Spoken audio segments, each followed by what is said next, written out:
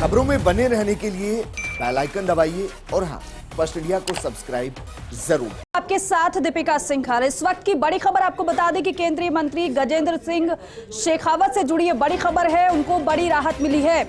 Voice sample लेने के प्रार्थना पत्र को कोर्ट ने खारिज कर दिया है। अपर सत्र न्यायाधीश ने भी प्रार्थना पत्र को खारिज किया है और इससे पहले भी लोअर कोर्ट से खारिज हो चुका है प्रार्थना पत्र। राज्य सरकार की बाड़ेबंदी, विधायकों की खरीद फरोख्त का मामला और इस मामले पर ऑडियो को शेखावत का बताया गया था। दरअसल एक तथाकथित ऑडियो वायरल हुआ था और इस ऑडियो को सर्कुलेट किया गया था। इस ऑडियो के सर्कुलेशन के बाद यह सवाल खड़ा हो रहा था कि क्या वाकई में मानेसर कांड के दौरान विधायकों को खरीदा गया था और क्या इसमें सांसद केंद्रीय मंत्री गजेंद्र सिंह शेखावत की कोई भूमिका थी। इसके लिए वॉइस सैंपल सरकार मांग रही थी, लेकिन वॉइस सैंपल लेने की याचिका एक बार फिर से खारिज कर दी गई। आज 2 साल बाद मामले को दूसरी बार खारिज किया है कोर्ट ने। इससे पहले भी न्यायालय के आदेश में लिखा था, ऑडियो क्लिप में होने का कथन करने के आधार पर ही हस्तगत प्रार्थना पत्र गजेंद्र सिंह की आवाज का नमूना लिए जाने के उद्देश्य से प्रस्तुत कर दिया गया, जो कि न्यायालय को यंत्र बनाकर अनुसंधान पूर्ण करने की वैकल्पिक मंशा को प्रकट करता है। आज फिर इसी आधार पर प्रार्थना पत्र खारिज कर दिया गया। गजेंद्र सिंह शेखावत को एक बड़ी राहत। हालांकि सियासी तौर पर यह मुद्दा काफी गरमाया है।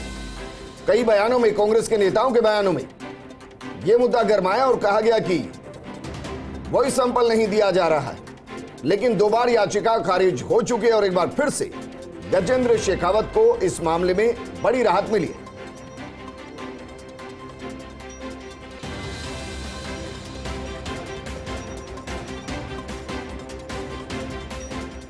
वहीं इस पूरे मामले को लेकर कांग्रेस विधायक रफीक खान से खास बातचीत की हमारे सहयोगी ऐश्वर्या प्रधान ने, जरा सुनिए। इस वक्त की बड़ी खबर है कि केंद्रीय मंत्री गजेंद्र सिंह शेखावत को कोर्ट से फिर से राहत मिली है। राहत इस बात को लेकर मिली है कि वॉइस सैंपल देने के लिए प्रार्थना पत्र कोर्ट में दाखिल किया गया था, लेकिन इसे फिर से खारिज कर दिया गया है। आप लोगों ने आरोप लगाए केंद्रीय मंत्री पर, कोर्ट में भी गए परिवादी, उन्होंने अपनी बात रखी कि वॉइस सैंपल लेने की परमिशन दी जाए, लेकिन कोर्ट ने दूसरी बार इसे ठुकरा दिया है, खारिज कर दिया है प्रार्थना पत्र। सच्चाई सारे हिंदुस्तान को मालूम है और जहाँ तक ये बात है तो मुंसिफ भी तू, वकील भी तू, कातिल भी तू और सब कुछ इनके तंत्र इनके हाथ में है, जो कुछ ये करना चाहें। लेकिन मैं आपको ये बात बता दूं कि ये राजस्थान का अकेला एग्जाम्पल नहीं है। पहले मध्य प्रदेश में सरकार गिराई उन्होंने, गुजरात में एमएलए की खरीद फरोख्त करी इन्होंने, कर्नाटक में करी, पौंडीचेरी में करी, गोवा में करी, राजस्थान में करने की कोशिश की। एक ही जगह मात खाई, वो जगह है राजस्थान, जहां इनकी दाल गली नहीं। और ये कहते तो ये थे कि 5 साल चलेगी नहीं, चौथा बजट कोई और पेश करेगा, तीसरा कोई और पेश करेगा। और आज हम आपके सामने आखिरी बजट सेशन से निकल के जा रहे हैं, 5 बजट हो गए हैं और मैं ये फिर कह सकता हूँ दावे के साथ में, केंद्रीय मंत्री कितनी भी कोशिश कर लें, न राजस्थान की सरकार को हिला पाए न गिरा पाए, चाहे कितना भी प्रलोभन दे दे, राजस्थान का एमएलए बिकाऊ नहीं है। लेकिन कोर्ट ने तो ये कहा है कि उन्हें यंत्र बनाने की कोशिश की जा रही है किस तरीके से, जबकि ये जो अनुसंधान है इसे बिल्कुल माना ही नहीं, कोर्ट एक्सेप्ट भी कर सकता था। आपको पूरे फैसले का ज्ञान नहीं है। कोर्ट ने माना नहीं ऐसा नहीं है, कोर्ट में न्याय होगा। जब कोर्ट पूरे तथ्यों के साथ बात होगी कोर्ट के अंदर तो न्याय होगा और दूध का दूध, पानी का पानी हो जाएगा। आधा ज्ञान, आधे से ज़्यादा ज्ञान तो राजस्थान की मीडिया को है। जो राजस्थान के लोग हैं उनको मालूम है किसकी आवाज़ है, रोज़ आवाज़ लेते हैं। अगर ऐसा था तो वॉइस सैंपल दिया क्यों नहीं उन्होंने? क्यों घूमते फिरे, क्यों भागते फिरे? इन सब बातों का कोई मतलब नहीं है। जो आगे भी कोर्टें हैं और मैं ये कह सकता हूँ कि कोर्ट में न्याय होगा, दूध का दूध होगा, पानी का पानी होगा। और जिसकी वॉइस है वो खुल करके आए सामने कि मैं वॉइस देने के लिए, मेरा सैंपल देने के लिए तैयार हूँ।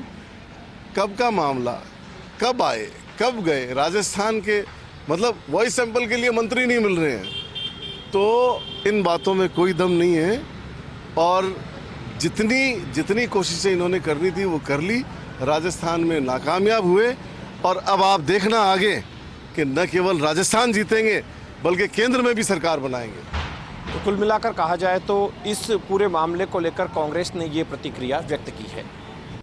इस पर बात करने के लिए हमारे सहयोगी ऐश्वर्या प्रधान जुड़ चुके हैं। ऐश्वर्या, आपको बहुत अच्छे से ध्यान होगा कि विधानसभा के अंदर भी और बाहर भी वॉइस सैंपल को लेकर जमकर हंगामा हुआ है और कहा गया है कि इतने ही सही तो वॉइस सैंपल दिया जाए, और रफीक खान भी अभी यही कह रहे थे, लेकिन कोर्ट ऐसा नहीं मानती।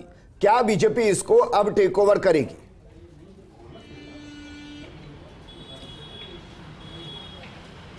देखिए, बीजेपी इसे टेक ओवर करे ना करे, कांग्रेस करे ना करे, ये अलग विषय है, लेकिन यहाँ पर फिलहाल रफीक खान ने जो कहा और उसके बाद हमारे साथ भाजपा के वरिष्ठ नेता हैं, वो रफीक खान को प्रत्युत्तर देंगे। क्या कहेंगे भाजपा की तरफ से, ये हम उनसे जान लेते हैं। गजेंद्र सिंह शेखावत को लेकर सबसे ज़्यादा बवाल हुआ था। मैं यहाँ पर पिछले वाले जो फैसले हैं उसका एक पैरा पढ़कर सुनाऊंगा, जो पढ़ा जाना महत्वपूर्ण भी है। उसमें लिखा है, उक्त विधिक व्यवस्था से मार्गदर्शन प्राप्त करने के पश्चात हस्तगत प्रकरण के तथ्यों परिस्थितियों की ओर नजर डालते हैं तो यह जाहिर होता है कि हस्तगत प्रकरण में गजेंद्र सिंह ना तो गिरफ्तार है और ना ही पूर्व में गिरफ्तार किया जाना केस डायरी के अध्ययन से ही स्पष्ट होता है। ना ही प्रश्नगत ऑडियो क्लिप में आवाज गजेंद्र सिंह शेखावत के संबंध में मुलजिम संजय जैन द्वारा पूछताछ नोट बताए जाने के पश्चात अनुसंधान अधिकारी द्वारा इस बाबत अग्रिम अनुसंधान किया जाना ही केस डायरी के अध्ययन से स्पष्ट होता है, बल्कि मात्र मुलजिम संजय जैन के द्वारा पूछताछ नोट में गजेंद्र सिंह की आवाज ऑडियो क्लिप में होने का कथन करने के आधार पर ही हस्तगत प्रार्थना पत्र गजेंद्र सिंह की आवाज का नमूना लिए जाने के उद्देश्य से प्रस्तुत कर दिया गया है, जो कि न्यायालय को यंत्र बनाकर अनुसंधान पूर्ण करने की वैकल्पिक मंशा को प्रकट करता है। ये इसमें लिखा गया है। क्या कहेंगे इस वक्त आप, क्योंकि इस वक्त की बड़ी खबर है, आप सदन में विधानसभा में भी मुख्य सचेतक है विपक्ष के, तो ऐसे में बीजेपी इसको किस तरीके से देखती है? देखिए, ये वर्तमान जो सरकार है कांग्रेस की राजस्थान में, ये जब से बनी है पहले दिन से ही ये अपने स्वयं के अंतर्विरोधों से घिरी हुई है। ये मुख्यमंत्री बने, वो मुख्यमंत्री बने, ये खींचतान पहले दिन से चल रही है, शपथ से पहले से।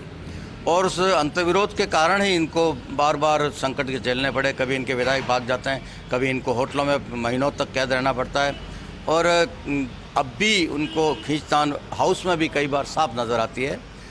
अपने उस अंतर्विरोध को छिपाने के लिए ये ऐसे यंत्र इजाद करते रहते हैं। कभी पुलिस का उपयोग करते हैं, कभी एसओजी का उपयोग करते हैं, कभी कोर्ट्स का उपयोग करने की कोशिश करते हैं, लेकिन सच सच रहता है। सच को दबाया नहीं जा सकता, और झूठ को बहुत ज़्यादा ज़ोर से बोलने से भी वो सच नहीं बन जाता।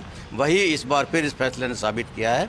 निश्चित रूप से ये सरकार अपने ही अंतर्विरोधों के बाहर से दबी जा रही है। और लेकिन साहब, आरोप तो प्रधानमंत्री मोदी से लेकर गृह मंत्री अमित शाह और अमित शाह से लेकर राजस्थान के मद्देनजर गजेंद्र सिंह शेखावत, इन सब पे कांग्रेस लगाती है। मुख्यमंत्री गहलोत से लेकर सभी लोग आरोप लगाते हैं और पूरे दूसरे प्रदेशों का उदाहरण भी देते हैं। अभी रफीक खान भी कुछ कहकर गए। आरोप लगाने के लिए कुछ ज़्यादा करना नहीं पड़ता है। ये कह रहे हैं कि हमारी सरकार गिराने के लिए करोड़ों रुपए आए थे राजस्थान में। आपने उस समय पूरे राजस्थान की नाकेबंदी कर रखी थी किसी न किसी बहाने से, और यदि रुपए आए थे तो कहाँ गए? आपकी सरकार, आपकी मशीनरी थी, आपकी पुलिस थी, आपने पकड़ क्यों नहीं लिए? पकड़ लेते तो ये साबित हो जाता। पकड़ते कहाँ से जब आए नहीं तो? इसी प्रकार से ये वॉइस सैंपल वाली बात भी है, ये बिल्कुल फर्जी नौटंकी है, और इन्होंने अपने ही हिसाब से किसी दूसरे को गजेंद्र सिंह बना के बात कर ली और उसको प्रूव करने की कोशिश, पुरजोर कोशिश कर रहे हैं, जो नहीं हो पा रही है। अब कोर्ट को भी, माननीय न्यायालय को भी समझ में आ गया है कि ये नौटंकी कर रहे हैं, हकीकत इसमें कुछ नहीं है, इसलिए ये कुछ चलने वाली बात नहीं है बिल्कुल ही। तो कुल मिलाकर तमाम चीज़ें विजेंद्र आपने सुनी है कि दीपिका और विजेंद्र दोनों से मैं कहूँगा कि कांग्रेस ने अपनी बात कही है, बीजेपी ने अपनी बात कही है। अब यहाँ पर ऐश्वर्या, शुक्रिया तमाम जानकारी हमारे साथ साझा करने के लिए। और चलिए अब रुक करेंगे जयपुर